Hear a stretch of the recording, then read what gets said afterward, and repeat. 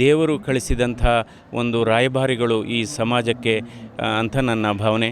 ಯಾಕೆಂದರೆ ಎಲ್ಲರೂ ಕೂಡ ಈ ರೀತಿ ಕೆಲಸ ಮಾಡಲಿಕ್ಕಾಗಲ್ಲ. ಅವರಿಗೆ ಒಂದು ಅಯಸ್ಕ ಅಂತದಂತ ಅಂದರೆ ಮ್ಯಾಗ್ನೆಟಿಕ್ ಪವರ್ ಅಂತ ಏನು ಹೇಳ್ತೀವಿ, ಆ ರೀತಿಯ ಒಂದು ಶಕ್ತಿ ಇತ್ತು ಬಾಲಗಂಗಾಧರನಾಥ ಸ್ವಾಮೀಜಿಯವರಿಗೆ. ಯಾಕೆಂದರೆ ಇದು ಬಹಳ ಒಂದು ಸಣ್ಣ ಮಠವಾಗಿದ್ದದ್ದನ್ನು ಇವತ್ತು ವಿಶ್ವಮಟ್ಟಕ್ಕೆ ಬೆಳೆಸಿದಂಥ ಕೀರ್ತಿ ಬಾಲಗಂಗಾಧರನಾಥ ಸ್ವಾಮೀಜಿಯವರಿಗೆ ಸೇರುತ್ತೆ.